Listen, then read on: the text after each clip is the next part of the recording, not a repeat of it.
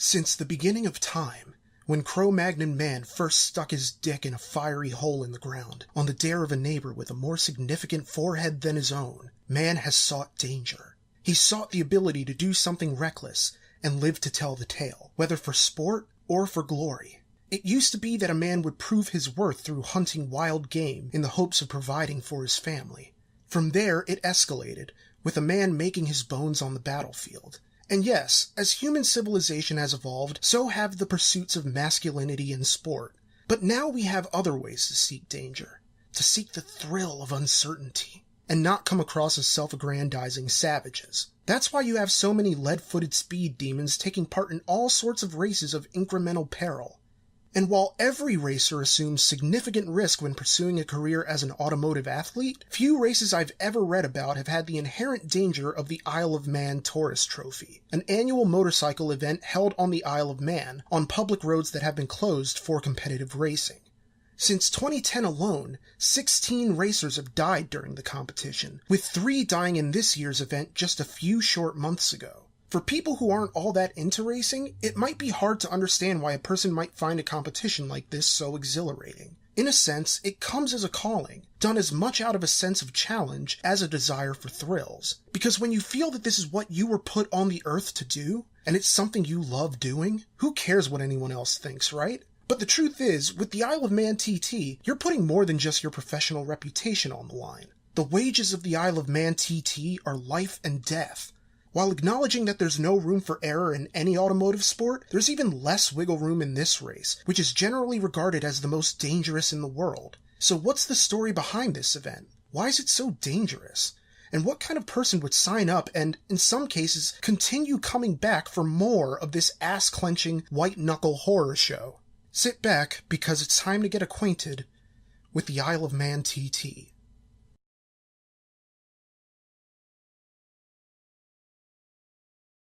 So it's the turn of the 20th century, and racing on highways and byways in Britain was forbidden due to an act of Parliament.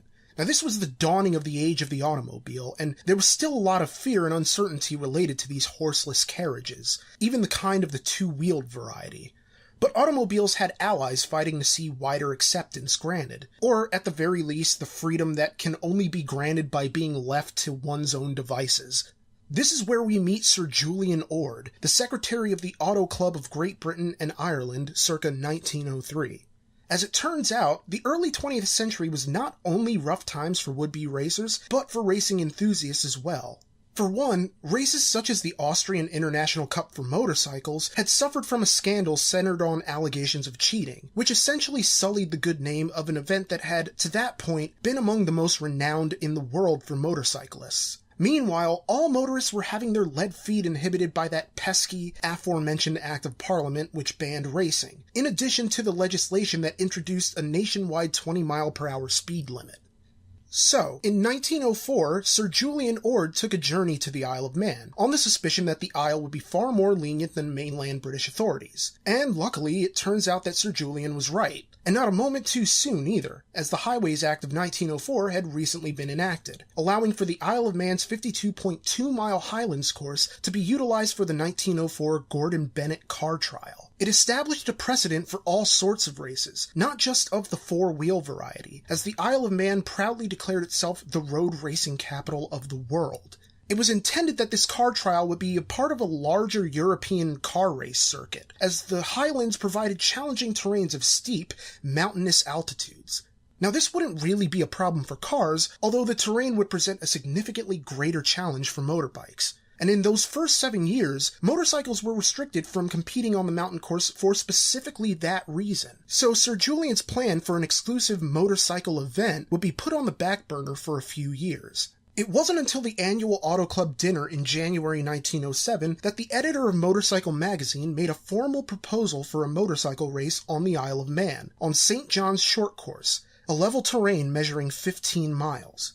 The race was scheduled for May 1907, to be contested under a time trial format, and welcoming all road-legal touring motorcycles with exhaust silencers, saddles, pedals, and mudguards. It would become tradition for the Isle of Man TT to be held over 2 weeks, with the first week consisting of practice sessions and the second week centering on the races themselves, with a special, unsanctioned Mad Sunday event that allows racers to tour the dangerous Snaefell mountain course, where the race would be contested beginning in 1911. But for now, the Auto Club was simply focused on pulling off this event without a hitch.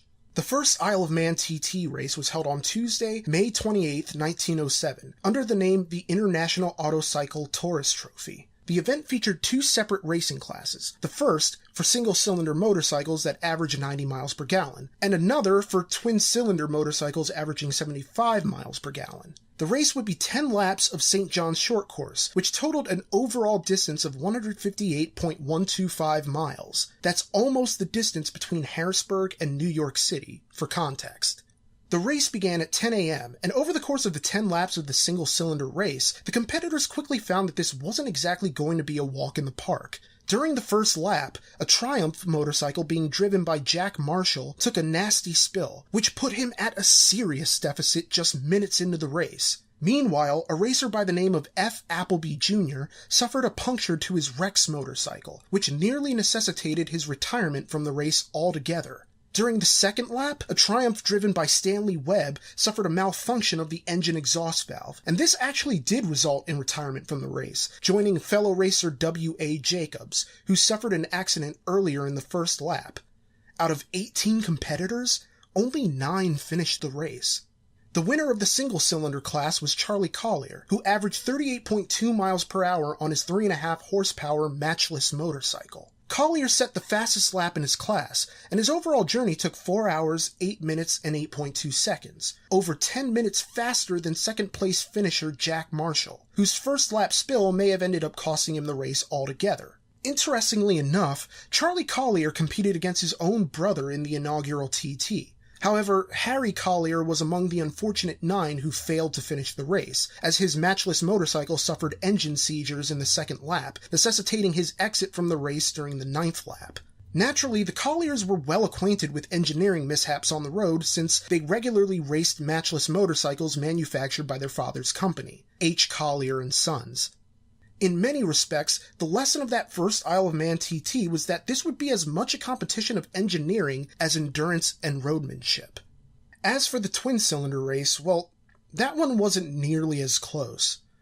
Of the 9 competitors looking to earn the twin-cylinder trophy, only 3 actually finished, and the time difference between the winner and his nearest competitor was massive.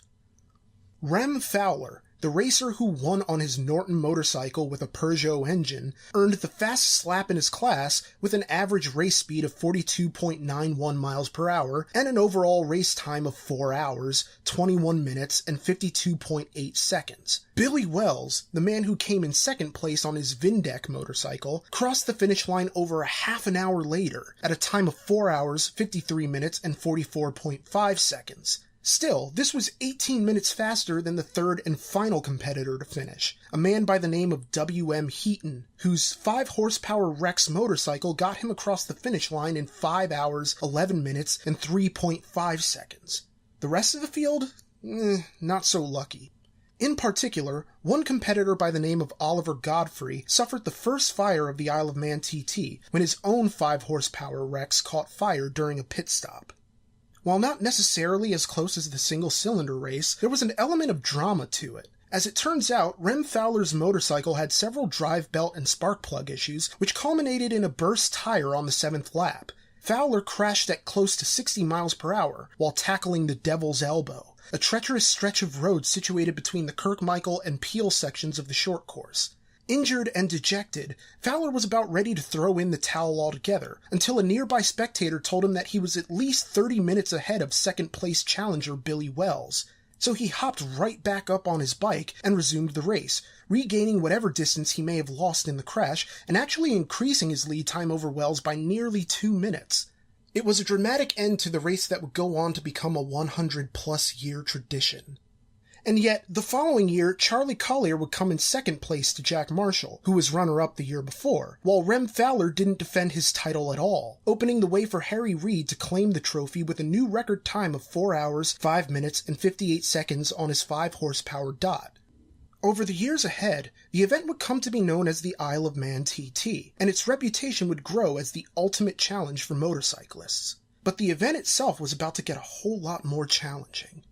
By 1911, the Snaefell Mountain Course became the home for the Isle of Man TT, and this is where it continues to be raced today, albeit on a different route than initially used. You see, as the race evolved over the years into the 1920s, the course ran the roughly 37.7 miles from Glen Crutchery Road and west to Ballacrane, before turning north towards Ramsey, which is the last stop before the southernmost swing of the course, which would take them up the mountain climb to the top of Brandywell, some 1,400 feet above sea level.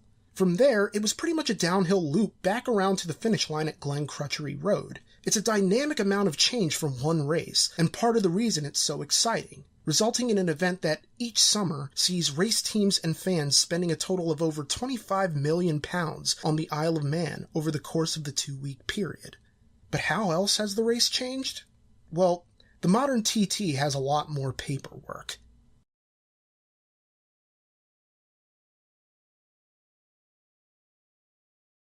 As before, the Isle of Man TT still takes place over 2 weeks, with the first week featuring qualifying and practice races, and the second week featuring the races themselves. All in all, the Isle of Man TT includes 7 races in total. The Senior TT, the Super Stock TT, the Super Bike TT, the Super Sport TT, the Lightweight TT, the Sidecar TT, and the newest edition, the Zero TT for electric motorcycles.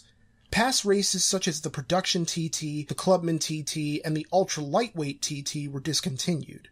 These days, over 40,000 people are in attendance for the Isle of Man TT each year, including racers and spectators. And that's definitely a big number when you consider that there are only about 83,737 inhabitants on the Isle, according to the 2016 census. And yet, with the largesse of the event came increased rules and regulations, which means you also have to increase the number of people employed. But what's crazy is the sheer amount of people working for free. There are race fans and everyday citizens numbering in the hundreds who volunteer as track marshals to take care of such tasks as removing debris and reporting accidents along the course. It's a big responsibility for these marshals, even if they've never so much as sat their ass on a motorcycle before.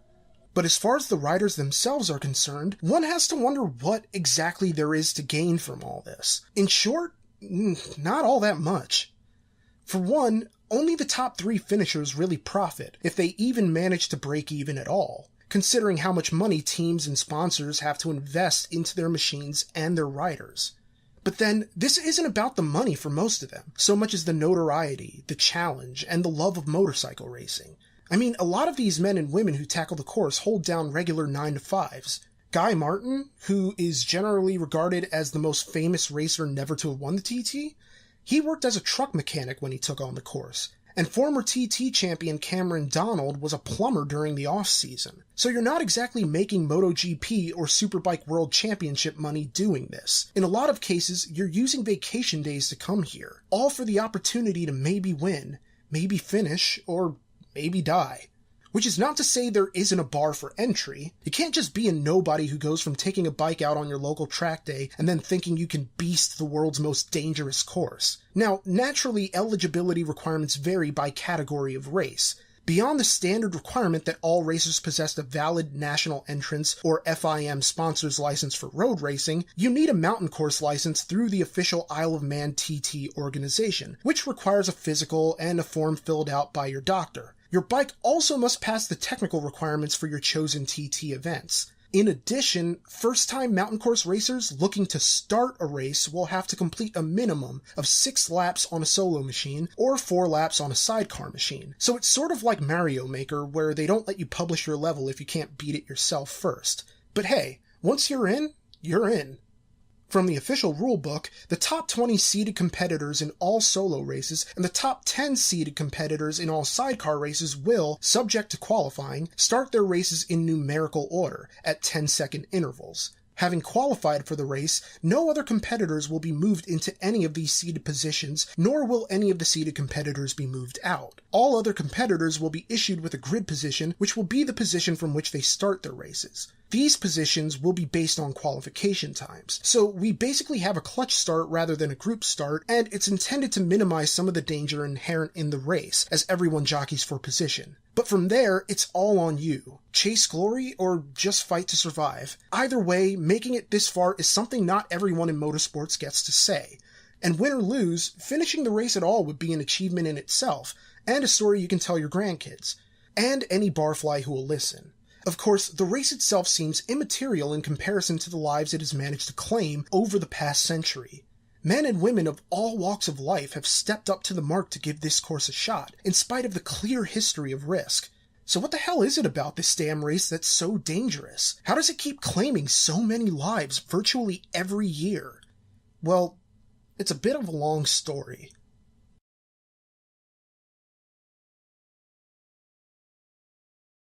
You might find yourself wondering just why exactly this race is held in such high regard as the world's most dangerous. For the most part, it comes down to a number of issues that, while prevalent in most auto races, are exacerbated by the nature of this race itself. For instance, as with any race, speed is a factor when it comes to risk, as this is a course where motorcycles are reaching speeds in excess of 200 miles per hour. This would be dangerous enough, but it's made worse when you consider that the riders are racing on closed roads rather than on a proper circuit. That means telephone poles, residential homes, and countless other obstacles like walls, roadside curbs, cracks in roads more often used for daily driving, and terrain that isn't exactly leveled off for maximum racing efficiency. In addition, more so than perhaps any normal racing circuit, the mountain course is very much a living course, in that it changes from one season to the next, due to the nature of the roads not being used exclusively for racing. You can try to keep the road clean of any sort of oil or rubber, and you can try to account for how the seasons might change the overall conditions of the road, with factors such as pavement friction and infrastructure damage contributing to the risk for the riders, but there's no way to really plan for every eventuality. This is without even getting into the mechanical effects of how pushing your motorcycle to the levels needed to win the TT are likelier to cause machine failures than many other races of this type. This is borne out by World Rally Car champion Mark Higgins, a man who offered Automobile magazine some insight through first-hand experience with the course. Basically, there are any number of mechanical issues a rider could suffer, whether it's some sort of gear problem or something as basic as a tire blowout. And yeah, you might note that this is the case in most autosports, which it is, but a lot of these riders are hitting speeds in the high hundreds in an area with little or no runoff. Because due to the nature of this course, these tracks don't exactly have a runoff the way a proper course does. And when the mechanical failure occurs, you're not going to have more than a fraction of a second to react. And, to make matters worse, as Higgins notes, protection for these riders basically amounts to a piece of leather and a helmet. The course becomes even more perilous when you factor in the wildlife in the surrounding area, as Higgins recalled a race in which a rabbit hit one rider's sidecar, causing an accident that cost the man his arm. Even without animals on the road, nature remains one of the biggest factors in the treacherous conditions of the Isle of Man. Higgins says, "Today they would never run it when it's foggy or wet, but in the old days, you could have fog on the mountain and rain, and off you go." In fact, Higgins would go as far as to suggest that the race wouldn't have even been allowed had organizers attempted to set it up today. The fact that it's even still around at all is because, well, it's always been around. Higgins says that if they tried to set this course up now as a new thing, it would never be allowed, due to the likelihood of death. And yet, Higgins understands why friends, such as previous Isle of Man champions John McGuinness and Ian Hutchinson, step up to the plate. "It's a perfect test for man and machine. The whole thing of having people waiting in the pits. It's all very gladiatorial for the bike guys. Watch how people say goodbye to people. Watch the crews. There's fear when people go out there on the track. More so for the riders and families because the riders are doing what they love. But some don't come back. It's the most amazing place in the world. It's addictive." And yet, the fact remains the same. A lot of people really don't come back.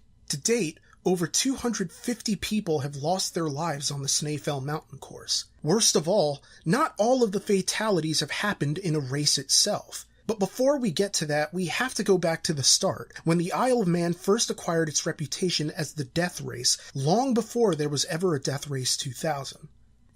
It all began with Victor Surridge in 1911, who became not only the first person killed during the Isle of Man TT, but the first person in the history of the Isle of Man to die in an automobile accident. On June 27, 1911, Surridge was practicing for the 1911 Isle of Man TT at Glen Helen, giving the new Snaefell mountain course a whirl. Surridge was one of the first to try it out, and he was the first to perish when he crashed into an embankment after attempting to pass another competitor. Why they didn't rethink using the mountain course after this is anyone's guess, but an inquest at least comforted his family and friends with the knowledge that his death was likely instantaneous upon impact. Not that this would do much to quell any of the accidents that would come to characterize the event. Now, granted, in those first 20 years or so, I don't think the death toll was any higher than you might expect from any high-speed race in the early age of the automobile. I mean, the weather was as big a culprit in the demise of Snaefell mountain riders as the mountain course itself. For example, in 1914, the Junior TT was marred by inclement weather, which resulted in Irish racer Frank Walker being thrown from his bike on multiple occasions. Walker was a newcomer to the TT and had been leading the race before the first fall, so he was eager to get back onto his bike and catch up with the new race leaders, Eric Williams and Cyril Williams, who shared no relation except a mutual skill at motorcycle racing. But whereas Frank Walker's determination might have been rewarded in fairer weather, he failed to remain atop his Royal Enfield bike, being thrown from the vehicle twice more. Still, he soldiered on, and although he didn't win the race, he managed to claim a third-place finish. But in his haste, he missed his turn onto Bray Hill for vehicle inspection, and ended up crashing into a barrier along the route. He was rushed to hospital and managed to hold on for 4 days, but he had suffered severe internal injuries that ultimately led to his death, making Walker among the few to actually complete the course, only to be killed in an accident after the race concluded. And he wouldn't be the last, as there would go on to be riders over the past century who have been killed in the parade lap, as well as riders who were killed during practice sessions. And yet, despite the danger, the TT enjoyed world championship status through the FIM from 1949 until 1976, when it was considered to be too dangerous and had its championship status revoked. Considering the 1970s featured two of the deadliest years in the history of the race, it's not that shocking that the primary governing body of international motorcycle racing revoked its world championship status after the glory years of the 1960s. In particular, 1970 was the single deadliest year in the history of the race, claiming 6 lives, including that of Grand Prix veteran Brian Steenson, who'd finished the 1969 Junior TT in second behind the legendary Giacomo Agostini. The race also claimed world championship contender Santiago Herrero, who'd been a sports icon in his native Spain.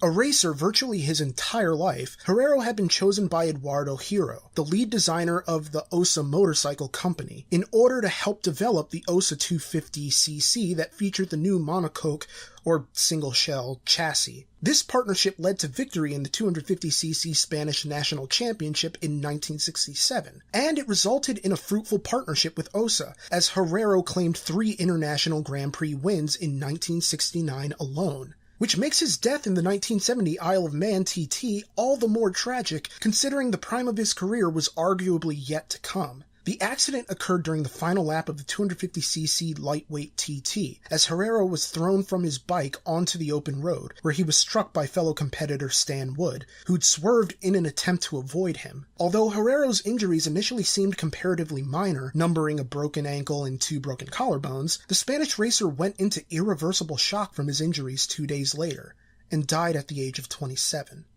Wood hypothesized that melting tar on the road may have been responsible for Herrero's crash. Considering the time of year and the sheer number of riders on the course, it's not an implausible explanation. Still, regardless of the reason, Herrero's death broke hearts worldwide, and even led to the OSA company getting out of the racing business altogether.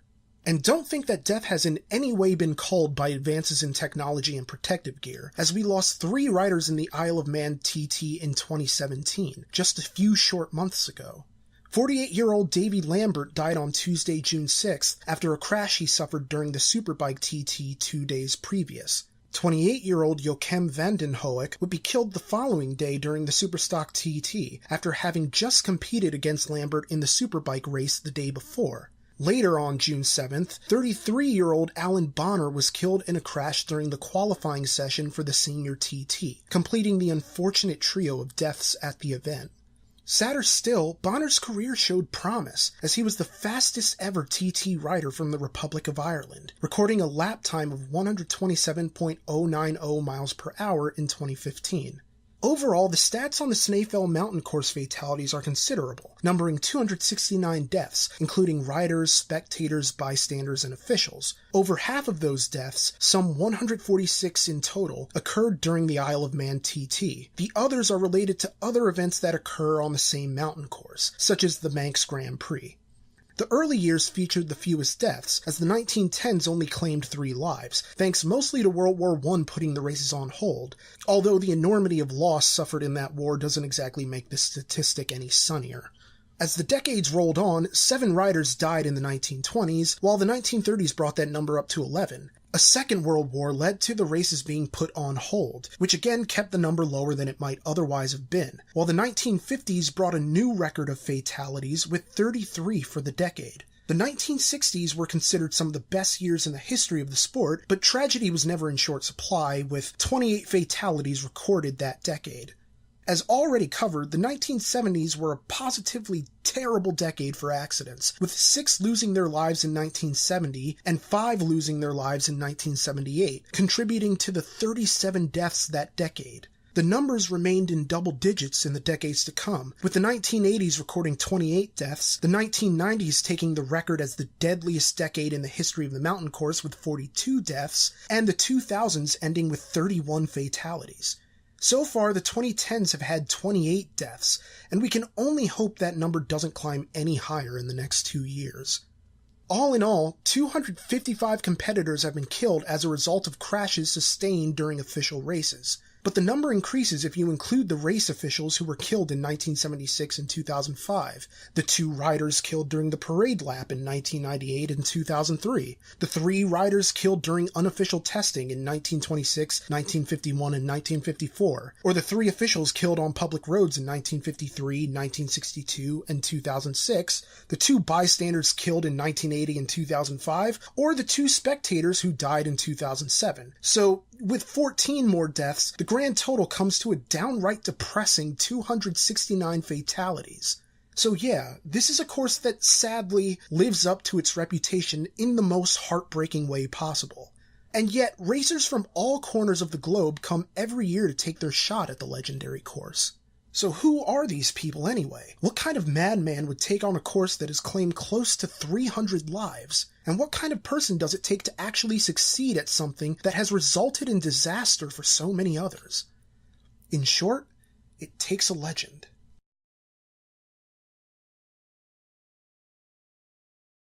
Now from here, I could probably go decade by decade and year by year, listing all the changes to the Isle of Man TT, like 1926 bearing witness to the first 70-mile-per-hour TT lap by the great Jimmy Simpson, or how sidecars were first prohibited that same year, a ban that lasted until 1954. I could note how Harold Daniil set a new record in 1938 with a 91-mile-per-hour lap on his Norton, but I imagine that would all be as dry as hell, especially considering all the facts and figures I've already made you listen to. So instead, I'd like to spend the next 3 chapters digging into the mythos of this race through 3 different sets of racers, the men who challenged the course, and the eras they represented for the Isle of Man TT, its early years, its golden age, and its modern era. And who better to start with than the man some regard as the greatest motorsport athlete who ever lived? Because after all, there has only ever been one Stanley Woods. Dublin-born Stanley Woods made his Isle of Man TT debut at the age of 17, tackling the 1922 Junior TT. Of course, that wouldn't happen today since you now have to be 18 to compete in an Isle of Man TT event. But for its time, the race drew a lot of hot-blooded, eager young men to the challenge, and Stanley was perhaps among the most eager there has ever been. It's the kind of ridiculous story you only ever hear about in movies, but it actually happened to old Stanley. For one, despite his enthusiasm and natural prowess for racing, after years of practicing on his dad's old Harley, Woods didn't actually have a motorcycle of his own for the Isle of Man TT, so he personally wrote letters to any British motorcycle manufacturer he could think of, with the hopes of persuading one of them to sponsor him. He eventually struck gold with the Cotton Motorcycle Company, which provided him with a 350cc bike that ran on an overhead valve Blackburn engine. Naturally, it wasn't until Woods arrived on the track that the Cotton racing manager realized he was basically dealing with a kid, complaining that the company had sent him a bloody schoolboy. In fact, the local Isle of Man newspapers painted Woods as little more than an amateur with an enthusiasm for the sport. And to be honest, his fidgety, overeager behavior sort of bears this out. He was delayed at the start of the Junior TT when he had to stop to pick up some spark plugs that had fallen out of his pockets. In his first lap, he clipped a curb pretty hard and made the exact same mistake at the exact same spot in the second lap, in addition to falling off his motorcycle, stopping to put out a fire in the grandstand, and pulling over to replace an exhaust valve. The pit fire resulted in his rear brake cam lever splitting, rendering his brakes functionally useless. It was a case where everything that possibly could have gone wrong ultimately did. And yet, despite officials and members of his own team trying to prevent him from re-entering the race, Woods hopped right back on his still-smoking bike and roared back onto the course without working brakes. Amazingly, Woods would finish the race in 5th place with a time of 3 hours, 55 minutes, and 33 seconds. It was a harbinger of things to come in Woods' career, as he would go on to win his first of a then record 10 Isle of Man TT trophies the following year. Dubbed the Irish Dasher by the press, Woods had an exclusive partnership with Norton Motors in his early career that resulted in countless Grand Prix wins between 1926 and 1934, with 4 of those wins coming from the 1927 Grand Prix alone. And that's not all, as he earned Norton a victory in the 500cc Senior TT at the Isle of Man in 1926. Along with wins in the 1929 Spanish Grand Prix, the 350cc race at the 1932 TT, and the 500cc race the following year. However, while the Norton partnership had seemed to work out for both parties, Woods knew well enough to adjust as times changed and the stature of the sport developed. He also knew well enough to follow one of the biggest rules in marketing: follow the money. Woods' talent was a brand, and he sought to make that brand internationally known, so he eventually defected to Swedish team Husqvarna on the promise of better money and broader worldwide recognition on the European circuit. However, that ended up being a load of bull. In one memorable instance, they had him test his new motorcycle on a frozen lake rather than on a proper track or even a closed road. To sum up his experience with Husqvarna, one need only look at the fact that he signed with them in 1934, but had defected to Moto Guzzi by 1935, delivering the company's first TT victories by handing the Italian camp the 250cc and 500cc titles. And that's not all, as he delivered records for Moto Guzzi as well, breaking the average speed per lap record by 4 miles per hour, overtaking new Norton team leader Jimmy Guthrie in the biggest middle finger he could possibly give to his ex-camp. And yet, it's kind of weird. If we're using the brevity of his time with Husqvarna to judge the quality of experience with the Swedish team, then you would also assume that he probably didn't enjoy Moto Guzzi that much either, as he would bail on them in favor of a non-exclusive partnership with the Velocette factory, where he would race from 1936 until his retirement in 1939. If nothing else, evidence bears out that this pairing was as close as he ever got to recapturing the kind of consistency he had with Norton, as he had good relationships with the board of directors and with the men on the shop floor, accepting a small retainer in exchange for the possibility of lucrative bonuses. So this was a pretty big get for Velocette. In fact, Woods earned every bit of his bonuses, delivering Isle of Man TT victories for Velocette in the final 2 years of his career, to round out his Isle of Man TT total to 10. But Woods was more than just a consummate athlete. For all his racing prowess, Woods was equally well known among his competitors for basically being the Candyman of the TT, bringing boxes of toffee for his competitors and for the scouts in control of the scoreboard. Why toffee? Well, when he wasn't busy setting records on the Snaefell Mountain course, Woods was a candy maker, producing his own toffee under the brand name Stanley Woods Limited, based out of his hometown of Dublin. Toffee ran in the family, after all, since his father supported their family in the early 20th century with a job at the Macintosh Toffee Factory in Dublin. An actual Stanley Woods Limited toffee tin would probably fetch a pretty good price on the antique market these days, not just due to the relative rarity of a tin case from that company, but because of the detailed image of Woods on his motorcycle, which adorned the tin itself. Granted, Woods wore many different hats throughout his career, such as part-time globetrotter. You see, after carrying on a passionate love affair with a French woman that led to a secret marriage and a public divorce, Woods married Mildred Ross, a Canadian woman of Irish descent. Together, they would go on to travel the world, with Mildred taking countless recordings of their adventures on cinefilm in such places as Australia and Egypt. Over 70 years later, many of those recordings remain intact and offer a glimpse into what it was like for the Lovebirds as they traveled the world. As for other hats Woods wore throughout his career, he would eventually become president of the TT Riders Association and also served as a commandant in Ireland's 4th Cavalry Motorcycle Riders during the Second World War. However, road racing was temporarily suspended during the war, which essentially denied Woods one last run at glory, as his health had taken a turn by 1945. It was sad because, by the time the war had ended, Woods felt he could no longer compete at the level he once did. But he remained active in the racing scene, organizing trials and other events, culminating in automotive sports experts naming Woods the greatest Isle of Man competitor in history in 1968.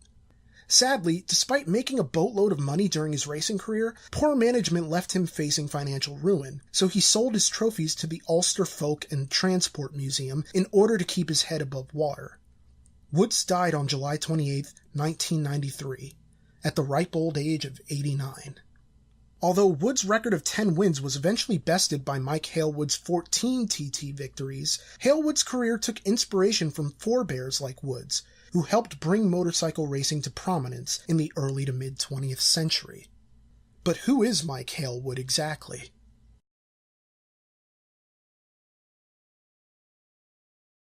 The Englishman who would come to be known as Mike the Bike was born Stanley Michael Bailey Halewood in 1940, the year after Stanley Woods retired. And like many automotive athletes before and since, Halewood fell in love with the sport at a young age, after his father took him to his first race. However, it wasn't until Halewood was 16 that he witnessed his first Isle of Man TT. 1 year later, he followed in Woods' footsteps by entering his first TT at age 17. While that first race didn't have the same number of problems Woods' debut race did, like the failing brakes or the fiery mid-race pit stop, Halewood posted an 11th place finish. But it was a promising start to his young career, as he would go on to win the Pinhard Prize the following year, in recognition of his performances in the 125cc, 250cc, and 350cc classes that season. The Pinhard Prize, which is awarded to motorcyclists under the age of 21, went a long way in establishing Halewood's reputation as someone worth keeping an eye on. By June 1961, Halewood was already a legend in the making, becoming the first racer in Isle of Man TT history to win 3 races in 1 week, besting all other competitors in the 125cc, 250cc, and 500cc categories. And he might have even won a 4th, had his AJS-7R not suffered a broken gudgeon pin during the 350cc race, which he was actually leading at the time of his mechanical failure. But Halewood would make up for that loss by winning the 1961 World Championship in the 250cc on his 4-cylinder 4-stroke Honda. After signing with MV Agusta in 1962, Halewood would go on to win the 500cc World Championship on 4 consecutive occasions, before setting a new 1-hour speed record on the MV 500cc on the Daytona circuit, averaging 144.8 miles per hour. So it's not that big of a surprise that Halewood would go on to dominate at the Isle of Man TT, triumphing in what is typically regarded as the most dramatic race in the history of the event, the 1967 Senior TT. Halewood and his 4-cylinder Honda RC181 did battle against his rival, Italian legend Giacomo Agostini, who raced on his MV Agusta 503. Sure, there were 4 other competitors in the race, but it might as well have been a one-on-one duel between the rivals. It all started off with Agostini in the lead, shattering Halewood's previous first-lap record by reaching speeds of 108.4 miles per hour. Although Halewood would fire back with a 108.8 mile per hour second lap, Agostini held onto the lead by 8.6 seconds as the men entered the third lap. However, the third lap proved crucial to Halewood's chances at overtaking the Italian champ, as Halewood managed to cut Agostini's lead in half by the time they hit the half-point pit stop. Unfortunately, Halewood lost valuable time adjusting the twist grip, which had become misaligned during the previous lap. With only 3 more laps to go in the 6-lap contest, Halewood was a man possessed. He pushed his Honda to the limit in a desperate gamble to cut into Agostini's now commanding 11.6-second lead. It wasn't until the 5th lap that Halewood miraculously closed the distance, resulting in a race that was, for all intents and purposes, neck and neck right up until the end. Hale would continue to press Agostini, forcing the Italian to push his MV Agusta even harder to keep ahead. With how hard he was pushing his bike, it was virtually inevitable that things would go haywire for Agostini in the final mountain section of the course, as his chain broke and forced him to drop out in one of the more heartbreaking turns in TT history. Unopposed, Hale would breeze to the finish line with a record lap of 105.6 miles per hour, a number that would stand for 8 years. By the end of Halewood's career, he would amass 12 victories at the Isle of Man TT and 9 Grand Prix motorcycling championships. And that's not all, as he transitioned to Formula One, competing in 50 Grand Prix races and finishing on the podium twice, with one of those podium finishes occurring at Le Mans. Throughout his career, Halewood cultivated a persona as the life of the party, with British 1976 world champion James Hunt crediting Mike the Bike with teaching him how to live the Playboy lifestyle. Halewood was basically Ric Flair before Ric Flair. He loved fast cars, faster bikes, good booze, and beautiful women, and not necessarily in that order either. He once arrived to a race late due to a hangover from partying the previous night. Sure, he could have been on time, but he apparently was so drunk the night before that by the next morning he'd completely forgotten where he'd parked his car. This is in addition to all the hotel rooms he trashed and all the crazy parties he threw. Studying at the altar of Halewood, James Hunt became every bit as debauched as he was talented. He'd show up in plain clothes for black tie events, including one particular time where he wore a shirt that simply read, "Sex, the breakfast of champions."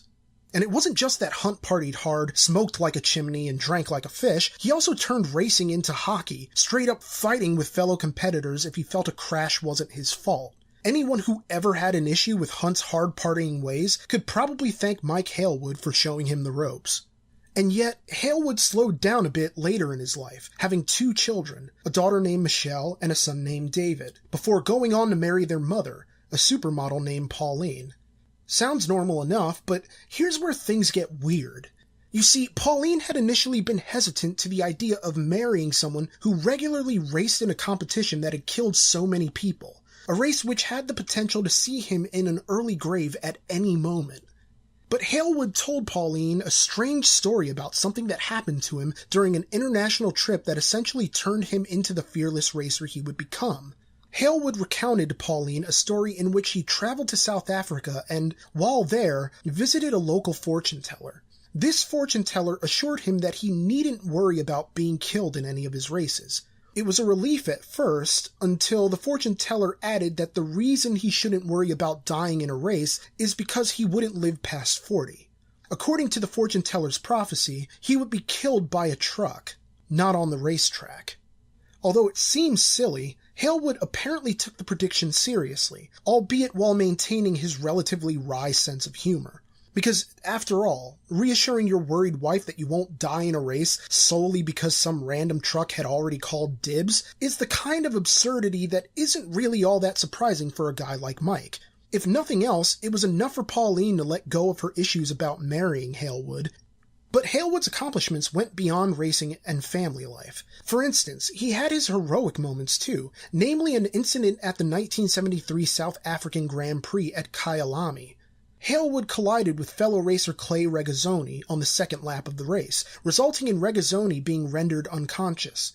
When Regazzoni's car subsequently caught fire, Halewood sprung into action, pulling the unconscious driver to safety even after his own clothes caught fire during his first attempt to pull the Italian man free.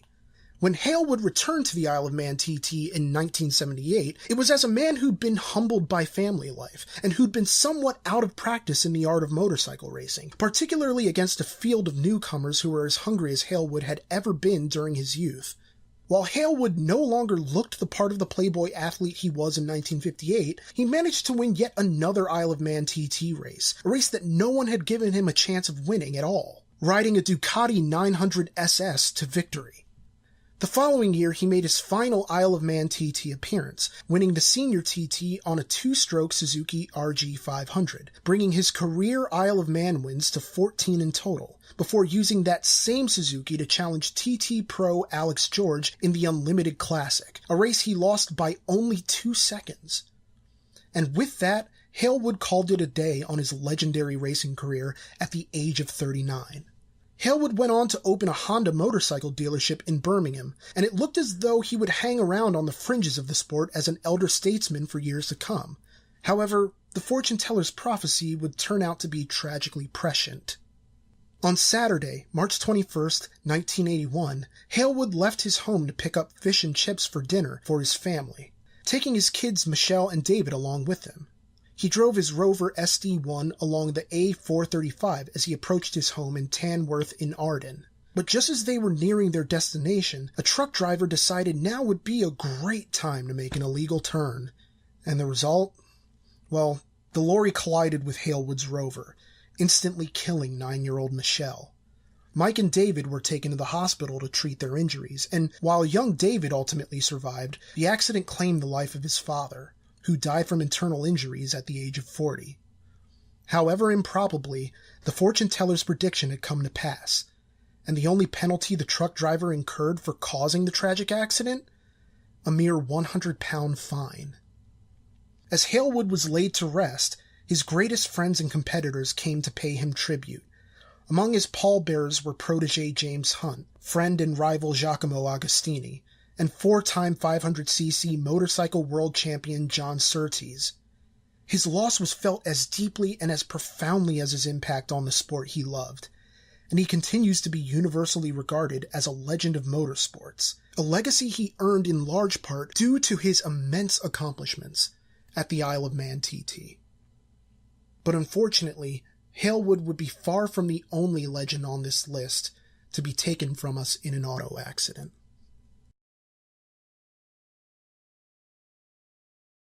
You could argue that, more than any story I'll tell you about today, the legend of the Dunlop family dynasty is the most iconic while simultaneously being the most tragic. While the Dunlop family has given a lot to this sport, they've also lost the most as a result. And it all started with the blue-collar man who would become a folk hero in his own time, Joey Dunlop.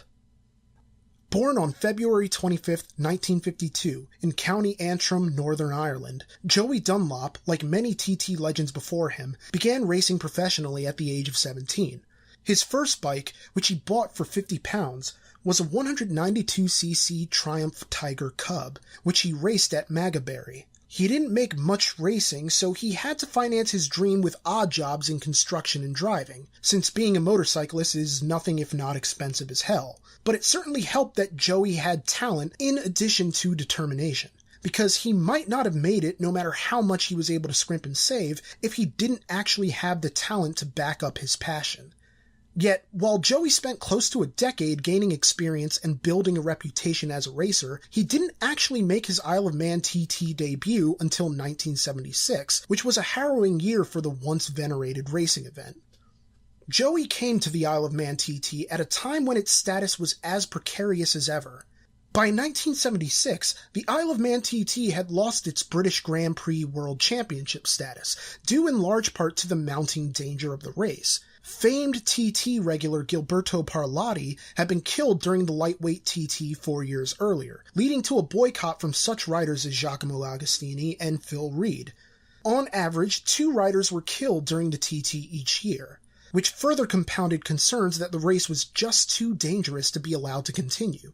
While the race itself retained a certain measure of prestige and credibility within the racing community, the Isle of Man TT didn't carry with it the cultural cachet it once did. The race had acquired the taint of barbarism, which added a mystique that would do as much to harm its worldwide reputation as to bolster it.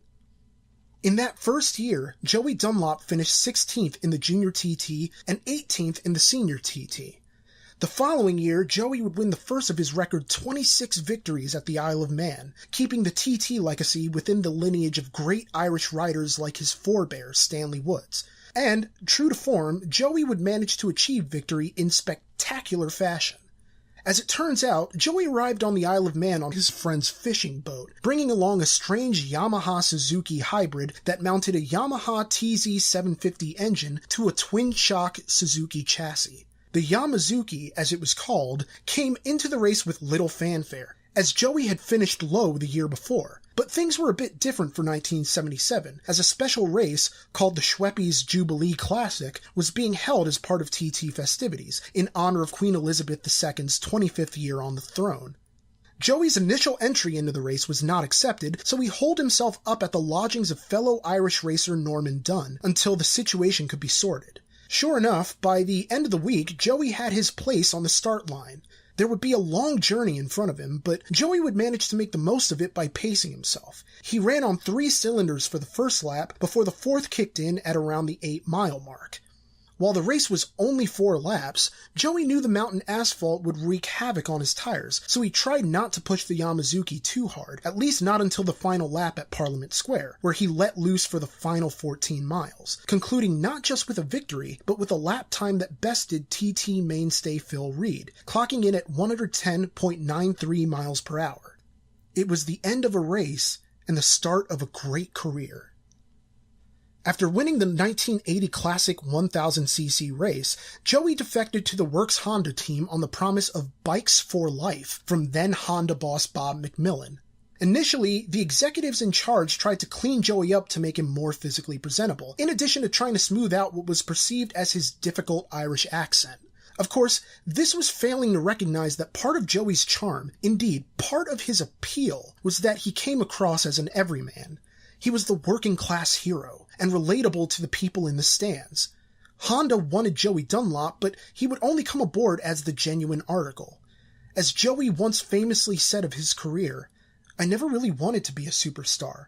I just wanted to be myself." Over the next 3 years, Joey would add wins at the Ulster Grand Prix and the Northwest 200 to his considerable resume, before handing TT victories to Honda like Halloween candy. Starting in 1983, Joey began an undefeated streak in the F1 event at the Isle of Man, winning the F1 World Championship 5 times. Sadly, a crash in 1989 at Brands Hatch brought his streak to an end, but Joey would bounce back by remaining unbeaten in the ultra-lightweight TT from 1992 to 1994, winning the lightweight TT every year from 1995 to 1998, and picking up wins in the 1994 Junior TT and the 1995 Senior TT. In 2000, his 32nd year as a professional motorcyclist, and his final TT ever, Joey claimed victory in the ultra-lightweight, lightweight, and Formula 1 TT races to bring his overall Isle of Man TT total to 26 wins, the all-time record. In addition, he brought his number of Isle of Man finishes to 78, the 3rd best of all time behind Dave Madsen Migdal and Ian Laufer. From his first win atop the Yamazuki to the final 18 years of his career at Honda, Joey would not only claim the record 26 Isle of Man TT victories, but he would also earn 24 victories in the Ulster Grand Prix, 17 wins at the Skerries 100, and 13 wins at the Northwest 200, among other accolades that rendered him virtually unrivaled in the realm of motorsports. And yet, for all his racing prowess, Joey Dunlop was kind of a softie at heart, sharing in his success with his 5 children and his wife, childhood sweetheart Linda. He also spent an inordinate amount of time performing charitable works. During numerous off-seasons in his racing career, Joey traveled to Bosnia, Romania, and Albania to provide aid to orphans in trips that occurred largely without any press recognition whatsoever. He wasn't in it for the publicity. Joey just wanted to help. Now, with that said, the charity trips weren't without a certain amount of risk themselves. On May 26, 1985, Joey traveled to Romania with his brother Robert and their friend, fellow racer Brian Reed, aboard a fishing vessel dubbed the MFV Tornaimona. En route, the Tornaimona ran into St. Patrick's Rock, where the boat's rudder broke off and caused the vessel to begin sinking at an alarming rate. Really, it's a story that should have ended far worse than it did, but for the saving grace that the boat was near the entrance to Strangford Lough, the largest inlet in the British Isles. So rescue wasn't very far off. Naturally, Joey helped get all 13 passengers and crew members onto the Portaferry lifeboat, even as his and Reed's motorcycles were lost in the sinking. The bikes were eventually recovered, but it does speak to Joey's overall goodness that he didn't seem particularly fazed by their loss as long as everyone made it off the vessel safe and sound. Then again, it could just be that his signature fleet of Works Hondas arrived on another ship entirely. Either way, for his tireless charitable efforts, Joey would be awarded an OBE that he would later regard as his proudest achievement, more so than any of his racing championships. The Order of the British Empire honors citizens who have exercised a major local role in any activity, including people whose work has made them known nationally in their chosen career. So yeah, Joey more than earned this. All in all, life treated Joey Dunlop pretty well, and he tried to pay it forward as often as he could, standing as a role model not just in the racing community, but among celebrities and humanitarians of all stripes. Who knows what else Joey could have contributed had he not been taken from us as soon as he was. On July 2nd, 2000, Joey was competing in a 125cc race in Tallinn, Estonia. He was in the lead, although the wet road conditions had made the competition a bit more challenging for him than it might otherwise have been. Had the road been dry, this story might have ended differently, and at least one facet of the Dunlop family legacy of tragic endings could have been avoided. But it just didn't work out that way. Joey lost control of his bike on the wet road, crashing into a clump of trees. He was killed on impact. Joey Dunlop was just 48 years old. True to the magnitude of the loss, 50,000 mourners paid their respects as part of his funeral procession from Garryduff Presbyterian Church in Garryduff, Northern Ireland, to his burial site in the nearby cemetery. It was the same church where he and his beloved wife had recently renewed their wedding vows for their 25th anniversary, and it would be where the sports world would come together to see their hero off. It was a procession befitting royalty, with mourners from such countries as Australia, Japan, South Africa, and New Zealand. The streets were clogged with grief-stricken fans looking to pay their last respects. As his cortege went by, uproars of teary-eyed applause accompanied Joey's journey as he passed into history. In his memory, a special award was created for the Isle of Man TT for the most successful overall rider each year, named the Joey Dunlop Cup. In addition, a statue was erected in Ballymoney, his hometown where his love of motorcycles was born. There is also a statue of Joey on the Isle of Man itself, on the Snaefell mountain course he conquered so many times, resulting in his nickname, the King of the Mountain. In 2016, Motorcycle News voted Joey Dunlop the second greatest motorcycle icon of all time, second only to Valentino Rossi. But for as much as his racing legacy will endure, it's his charitable spirit that lives on best, through the Joey Dunlop Foundation, which offers special accommodations for disabled Isle of Man visitors, so that everyone has the opportunity to enjoy the races Joey loved so much, regardless of disability. And yet, while Joey would be the most famous of the Dunlops, the family legacy would extend beyond him, for better and for worse, as success and loss would go hand in hand.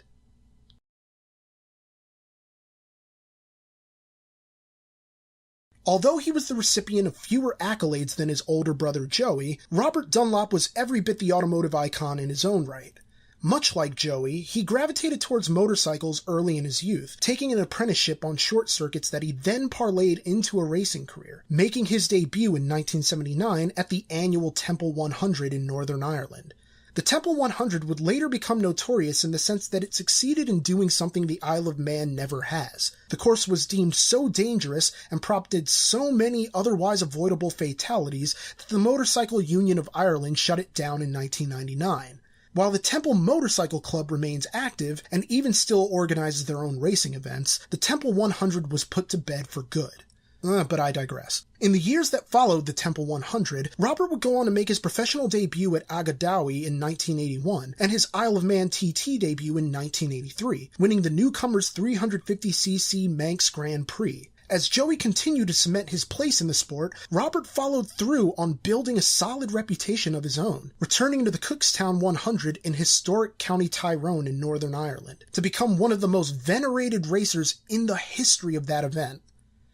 His run at the event began in 1985, when Robert entered the 250cc race and set a new all-time record en route to his first win.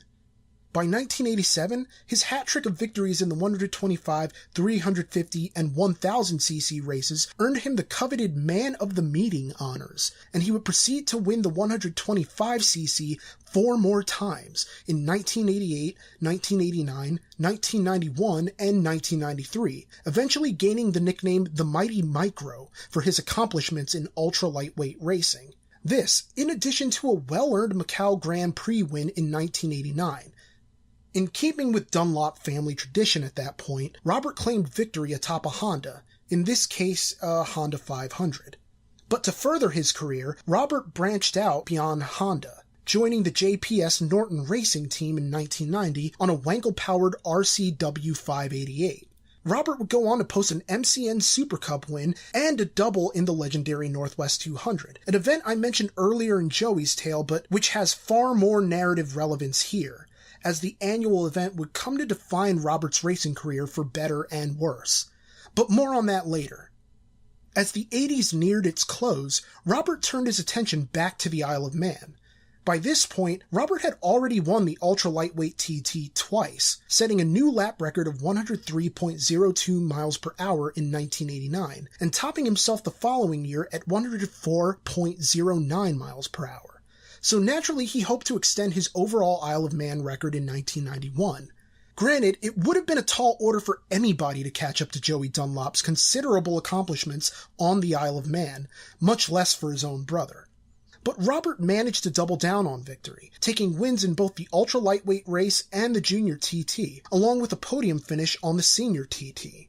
Although not as successful in the immediate aftermath, he remained formidable in the years that followed, managing podium finishes in 1992 in the ultra-lightweight and the junior and senior TTs, and adding another ultra-lightweight podium finish to his record in 1993. All told, Robert would manage 14 podium finishes over the course of his TT career, and likely would have added many, many more had he not suffered an accident that, while not fatal, was all but a death blow to his racing career as he had come to enjoy it. During the Formula One TT event in the 1994 Isle of Man TT, Robert crashed at 130 miles per hour when the back wheel collapsed on his 750cc Honda RC45. For all intents and purposes, the crash probably should have ended his racing career altogether, as Robert was left with a broken right arm and right leg, and extensive nerve and tendon damage that restricted his range of motion, such as rendering him incapable of fully closing his right hand. Robert went through over a dozen operations to get back into racing shape, and even then, he wasn't the same.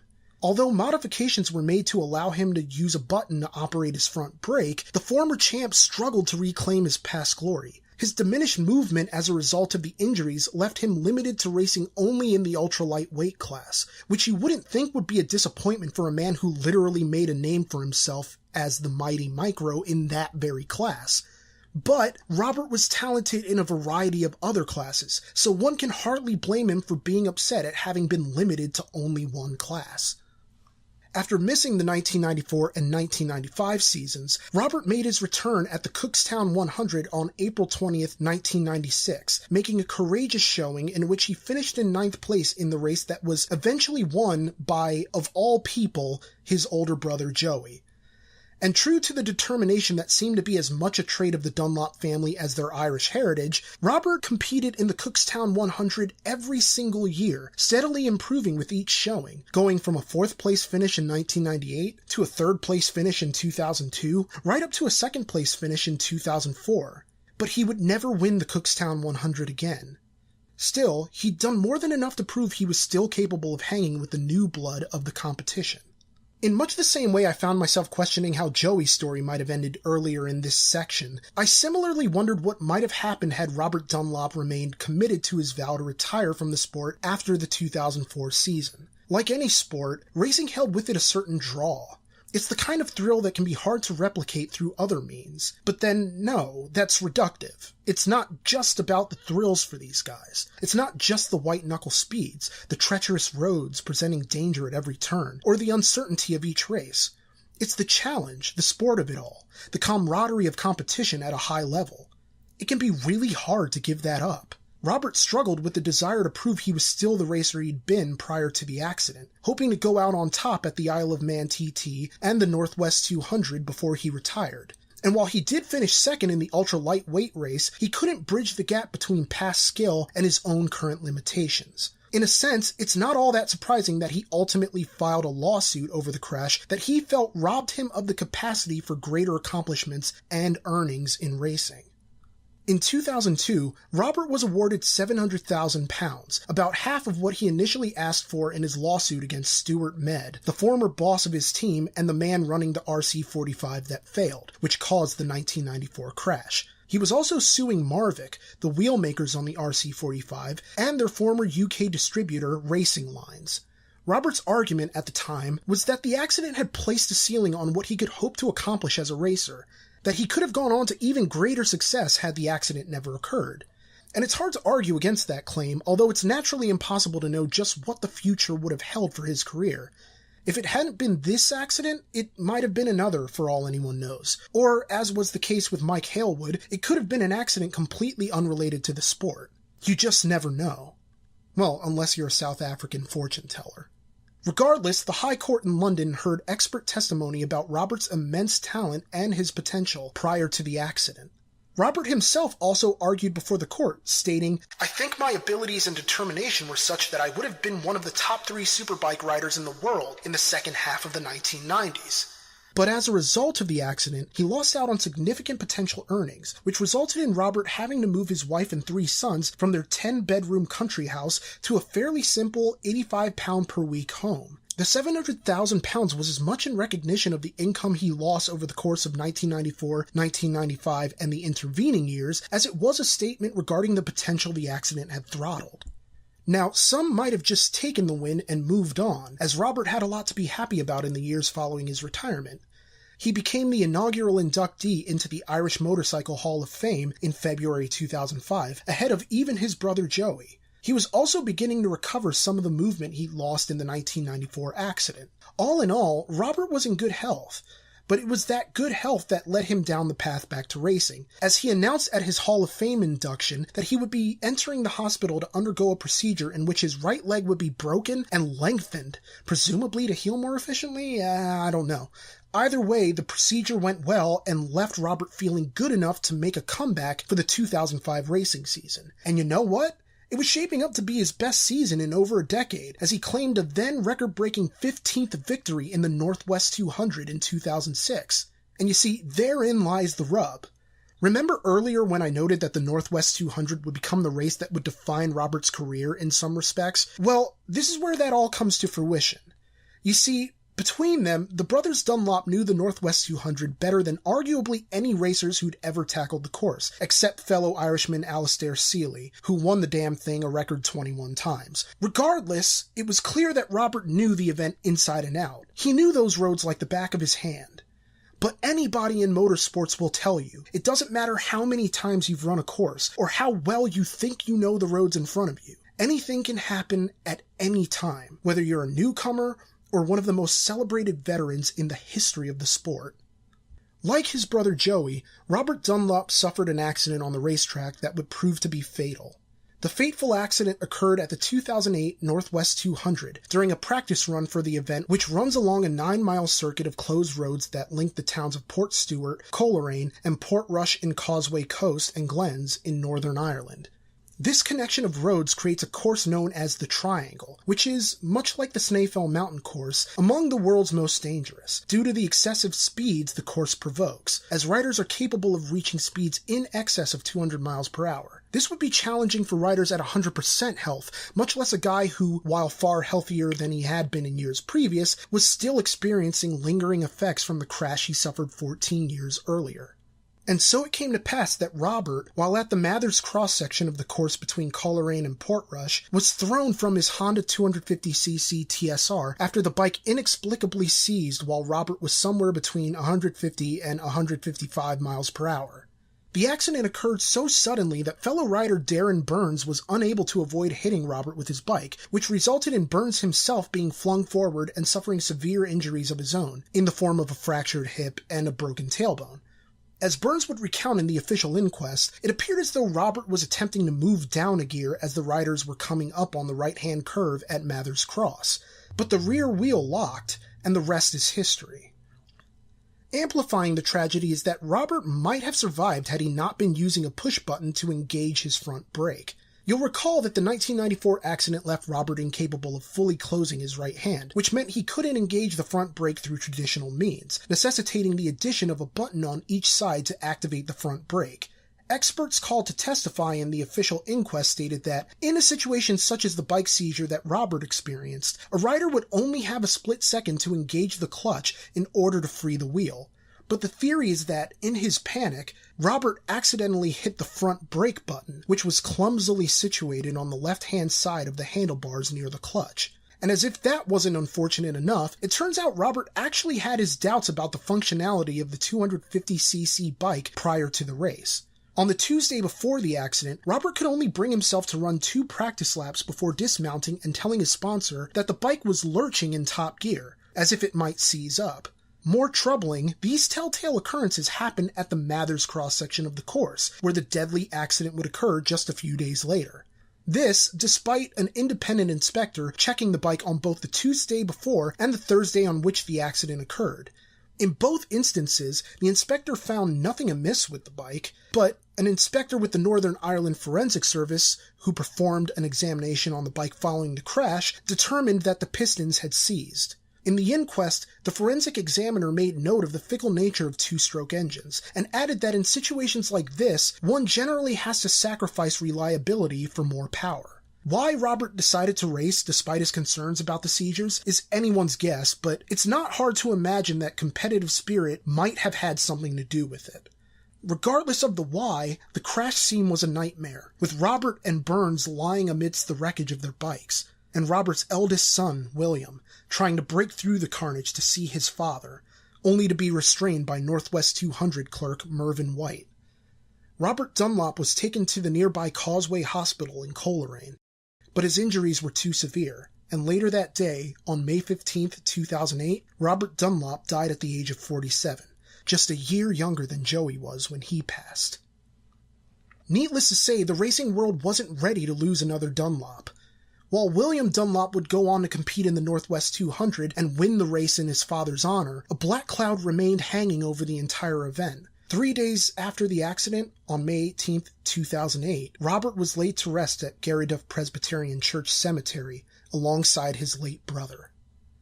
And yet, the Dunlop tale doesn't end there. You see, Robert's widow, Louise Dunlop, was among those to speak out against protesters claiming that the Northwest 200 should be discontinued, telling reporters, "If we don't understand something, the first thing we'll say is that it should be banned. Robert said to me, we're a bit of a nanny state. We have to have everything so safe we don't live." She would go on to say, "We do have concerns, of course we do. It's like any sport that is high risk, and there are quite a few of them. Motorcycle racing isn't the only one." And yet, while acknowledging that danger, Louise also noted that she couldn't fathom her husband giving it up, stating, "I didn't ever see Robert going into retirement. He was Robert. That was the person I married." Poignantly, she recalled Robert once telling her, "If I hadn't got this sport, who would I be? What would I be?" In the grand scheme of things, it wasn't simply that Robert was some kind of thrill seeker. It was as much about the spirit of competition and the desire to be the best. It was an athlete's dedication, and he'd maintained that level of dedication right up until the end. Louise defending the sport her husband loved probably would have put a smile on his face, if for no other reason than that it reflected the resilient spirit of the Dunlop family. She'd lost a husband, but she still stuck up for racing, even as she still had a considerable amount left to lose.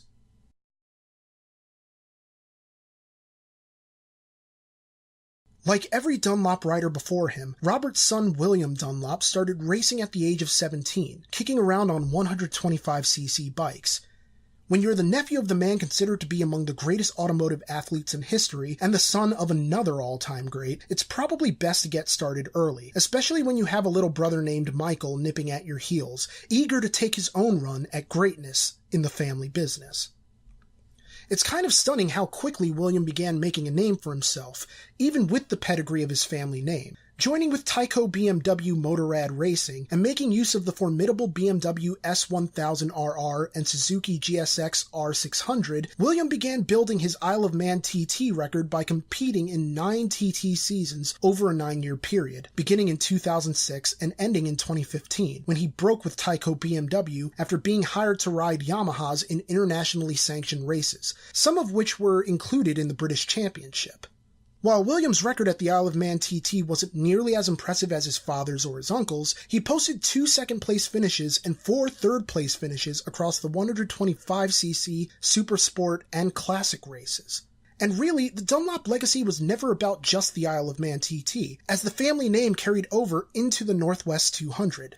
It was here where William best acquitted himself, earning 2 Northwest 200 race victories in 2009, the year after the Northwest 200 victory he dedicated to the memory of his late father. And yet, well, you could make the argument that one brother is the superior racer. Really, Williams' record would be considerable for any athlete in the sport, but in this case, Michael Dunlop has managed to craft a unique legacy all his own. Not only is he the solo lap record holder for the Snaefell Mountain Course in the Senior TT event, he is the first rider in the history of the Isle of Man TT to record a lap time under 17 minutes, clocking in at 16 minutes, 53.929 seconds at a speed of 133.962 miles per hour. Although he's claimed victories in the 125cc and 250cc races at Cookstown, his personal website still lists his favorite course as the Isle of Man TT, which should give some idea of the competitive nature of a man who has essentially been going balls to the wall since his 2007 debut in the Superbike TT. Now naturally, Michael and William have a competitive rivalry, but they share that Dunlop resiliency, as Michael followed in William's footsteps in choosing to compete in the days after their father's death, finishing 10th in the Senior TT. While he didn't win the race, he set a Dunlop family milestone. With a personal best lap of 124.773 miles per hour, he became the fastest Dunlop on the TT course, besting the times of his father, uncle, and brother. Thus began his run of impressive performances at the Isle of Man, as he would ride a 600cc Yamaha en route to victory in the 2009 Supersport TT, and follow up with podium finishes in the Supersport and Superbike TT races in 2010. He would also claim victory in the Superstock TT in 2011, the Supersport TT in 2012, and outright dominance across multiple events in 2013, with wins in the Superbike, Supersport, Superstock, and Classic TT Formula 1 races. His win streak continued into 2014 in an epic race that pit brother against brother. In winning the Senior TT event, Michael set a new lap record of 131.668 miles per hour, although it was a bittersweet win as Williams suffered a high-speed crash that took him out of the race, and necessitated his being lifted to Noble's Hospital for treatment of a broken leg. Although Michael was victorious, he was beside himself with worry, even in the winner's circle, and couldn't allow himself to properly celebrate until he heard from William's girlfriend that he would be okay. Michael told the press, "I saw what had happened to William on the mountain, and my head went. I asked about him at the pit stops. He means more to me than the race. Anything else would be heartless. I just hope that he is all right." And yet, as competitiveness festered, the brothers became estranged, particularly after William defeated Michael in the first Superbike event at the Northwest 200 in 2014. Michael would fire back by winning the second Superbike contest to match his brother's own accomplishment. But despite both brothers making their way into the winner's circle, it was clear that this was something that went beyond mere sibling rivalry. In a 2016 interview with the Belfast Telegraph, William would explain why he and his brother didn't really seem to get along. "I don't see too much of Michael. We do our separate things. Since the Northwest a couple of years ago, we haven't really been on good terms. In racing, I would be a better 600 rider, and he would be a better Superbike rider, but we always cross paths somewhere. There's always going to be rivalry with everyone in races, and it exists with us as well. We maybe treat each other worse than other riders. Michael is that obsessed. If he isn't going to win a race, he doesn't want you to win it either. We get on as brothers, but the actual racing side of things is hard. There are other brothers in motorcycling who get on very well, but they don't race against each other. I think it will be a lot better for me and Michael when we both finish racing." Of course, William was softened somewhat by becoming a father to his newborn daughter Ella in 2016, noting, "Before I was wishing my dad would have been there with us at the bikes, but now with Ella coming along, I know there's more to life than that. And I wish he was around to see his granddaughter. That's how your mind changes. I would hope Dad is proud of me." Naturally, William would admit that despite victories in the Northwest 200 and the Ulster Grand Prix, he still has his own shortcomings in certain family-won races. "For some reason, the TT hasn't happened for me yet. I've had the worst luck ever at the Isle of Man. You couldn't write the stories over the last 3 or 4 years. It has been ridiculous. I've had crashes, but they haven't been my fault. I crashed upright twice. It wasn't down to rider error. Crashes never really affected me, though the one this year definitely knocked me as it was out of my control, which was hard to take. On the other side of the coin, yes, Michael was achieving big victories, but he also suffered some major setbacks. Michael left Milwaukee Yamaha in favor of build-based BMW in 2015 to win the 2016 Superbike TT and the Senior TT, in addition to the John Williams Trophy. But it would be a race downhill from there. After earning second place in the Supersport Junior 600 TT, Michael was disqualified following a post-race inspection that revealed non-standard parts, which were in violation of race regulations. To make matters worse, Michael couldn't seem to get things moving in the Superstock TT, as his 1000cc BMW pretty much quit on him completely, forcing him to retire from the race after the first lap. However, Michael would redeem himself in the second Supersport Junior TT, setting a new lap record against Ian Hutchinson and claiming a victory margin of 31 seconds.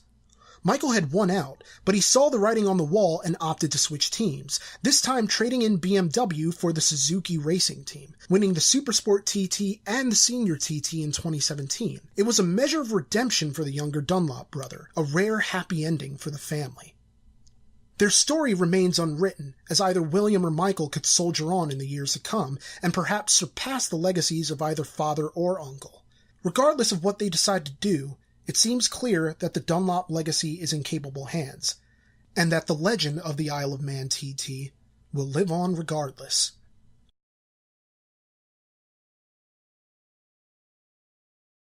On its 110th year, the popularity of the Isle of Man TT endures, especially now in an age of onboard cameras capable of filming in high definition, allowing enthusiasts vicarious access to the Isle of Man TT experience. This, in addition to the usual highlights that are on television in the UK and on Discovery Channel stateside, to say nothing of the number of YouTube videos you can find on any given race. Some of those videos even depict the accidents that have claimed lives, although I really have no desire to watch any of those. But hey, they're still there for whatever reason. What's crazy is that this race apparently came pretty close to being stopped altogether. Initially, it looked like the Isle of Man TT would be phased out by the Manx government after its centenary in 2007. But one man went out of his way to ensure that didn't happen. A hardcore race fan and avid Isle of Man TT enthusiast by the name of Paul Phillips quit his job in finance in 2006 in order to take a position as the motorsport development manager for the Isle of Man. It was an official government position, and Phillips took to it with enthusiasm. Together with his team, Phillips renegotiated media contracts and worked with various organizations to improve the safety of the event, while also recruiting new and exciting riders of all backgrounds and skill levels for the event. Everyone from longtime veterans to newcomers with raw, natural skill and the urge to meet the challenge that the Snaefell Mountain Course presented. On top of it all, Phillips also provided a refined marketing strategy, eschewing what he claimed to be the bloodthirsty and ignorant approach of the previous administration, in favor of a marketing blitz that emphasized the skill required of these races, even while acknowledging the perceived barbarism of a race that's caused so much death in its over 100-year history. His idea? Frame the riders as gladiators, as sportsmen willing to take any risk for the glory of the race, rather than painting them as simplistic thrill-seekers. Unsurprisingly, the approach worked, and tourists from all over the world are coming in record numbers to witness the spectacle. Today, race fans enjoy something that's more akin to a sort of county fair, with unprecedented accessibility to the racers' paddocks. Here, fans just waltz right over to the paddock and meet their favorite riders. It's very much a community event, and I don't just mean locally. Wherever you're from, if you're in the Isle of Man for those 2 weeks, you're a part of the community of the Isle of Man TT. When asked by Cycle World in 2014 why he continues to compete in the TT after so many years and so many close calls, Guy Martin stated, "Because there's nothing like that course. The first night of practice makes me think, this is why I ride motorbikes." I guess the long and short of it is that the Isle of Man TT isn't for everybody, but for the people who hold that connection to the event, it's akin to something spiritual. And in a world where people don't feel like they have all that much to believe in anymore, there's a kind of peace to how people find comfort in the mad embrace of a race that, like nature, is completely indifferent to the efforts of man.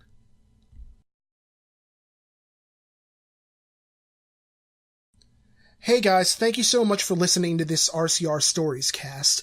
I can't tell you how hard it's been over the past 4 months, going over research, writing and rewriting passages endlessly, and then recording this entire thing just to get it done before the damn year is out. I mean, my voice is cracking from talking so long recording this stuff. Previously, I never wrote more than 12 single-space pages of material for these RCR stories, but this script took up 20 pages. Actually 22 after I went back and edited. Because I'm one of those editors who actually adds things instead of taking them away, like it's weird, I don't know. So, needless to say, I don't think I'm going to do anything that takes this long for a while, mostly because I really want to have these out more often than every few months. It's just that the actual writing takes forever, what with the research and the worry that goes along with possibly getting something wrong. Either way, it's done now and open to judgment, but regardless of your reaction,